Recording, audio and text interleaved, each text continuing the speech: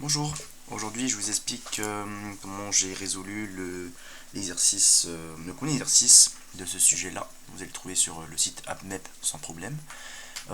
J'ai pas choisi pour la difficulté, j'ai juste pris parce que c'était une année qui, donc par rapport à cette année, c'est assez récent. Vous allez trouver le sujet et les sujets de cette année-là, de 2024, vont ressembler à ceux de 2023-2022.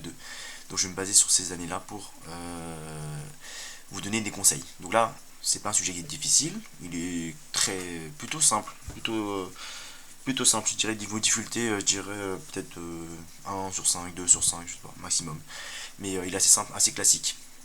Alors on va le lire, donc là du coup cette partie là elle vous dit que c'est un espèce de QCM, il faut répondre à toutes les questions parce que chaque question, même une absence de réponse ou une réponse inexacte, ne vous enlève pas de points. Donc même si vous êtes pressé, entourez les réponses, balancez les réponses. Enfin, c'est pas entouré, mais c'est plutôt il faudra écrire les sujets, l'exercice 1 et numéro de la question et la réponse, et vous balancez des réponses comme ça, vous avez plus de chances d'avoir des points que de rien mettre.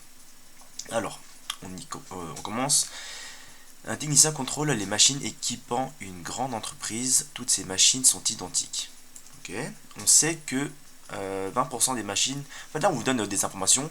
Il faudra les lire soigneusement, il faudra les lire et essayer de comprendre les sous-entendus.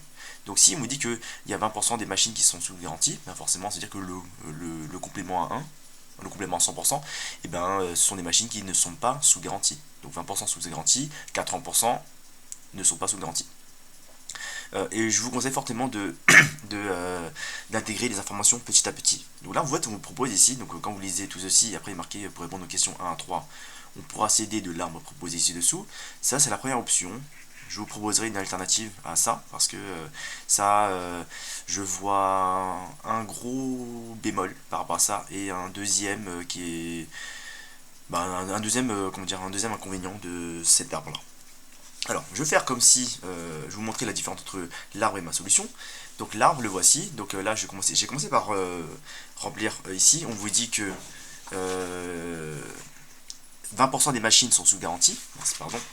20% des machines sont sous garantie. Donc garantie, c'est G. Donc ici, j'aurai un 0,2. 20%, c'est comme 0,2. 20 divisé par 100 qui donne 0,2.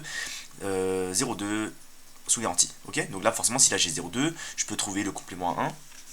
Donc ici, je trouve un calcul qui m'a pris une seconde. Ce calcul-là, c'est bon, c'est facile à voir. Autre information qu'on devra exploiter. Donc 0,2% des machines sont à la fois défectueuses et sous garantie. Là, gros piège, enfin un gros piège pour celui ou celle qui n'a pas bien compris. Ça veut dire que on comprend que P, c'est pas celui-là, c'est pas le nom qui est là. Ça, faut faire très attention. Dans un arbre, et l'arbre est celui de gauche à droite. Ça veut dire la probabilité de l'événement D, sachant que G est déjà réalisé. Attention, ça n'est pas égal à P de G inter D. Pas du tout.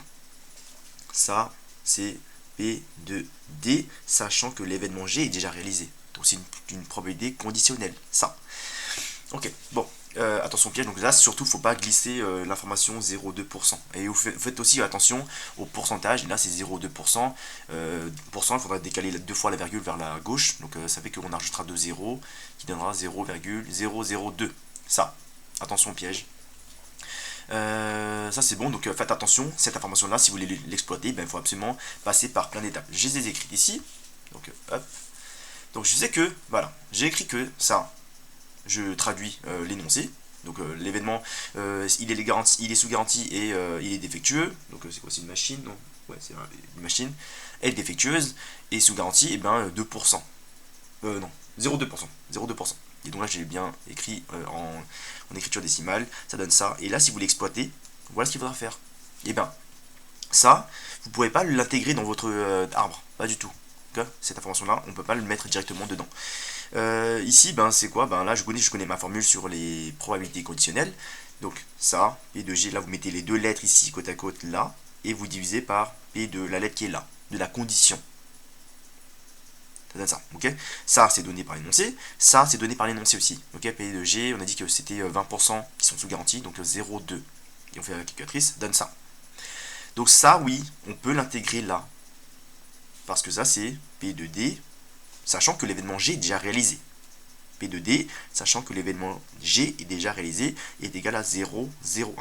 Donc je mets 0,01 ici. Après, là, le complément 1, on peut trouver assez facilement, sans problème. C'est pas celui-là qui prend du temps, c'est clairement celui-là. Il faut bien ne pas tomber dans le piège, déjà, première chose, et il faut aussi faire des petits calculs. Voilà. Ensuite, voilà, on a exploité la deuxième information. Là, il faudrait voir la troisième. Tout ça, bien sûr, il faudra le faire avant de lire la première question. D'accord? Ne vous embrouillez pas avec la question 1, question 2, question 3. C'est trop tôt pour l'instant. Il faut bien comprendre ça parfaitement. Il faut lire, relire et relire entre les lignes. Parce que là, on vous dit que quelques petites choses, seulement trois choses. Et ben, ces trois choses-là suffisent à remplir votre arbre, normalement. Là, faites attention encore, c'est des pourcentages, donc c'est 0,082. Les machines sont défectueuses. Là, on vous donne toutes les machines défectueuses, qu'elles soient sous garantie ou pas sous garantie. Donc attention, ça c'est dire P2D. Donc P2D, là pareil, je traduis l'information.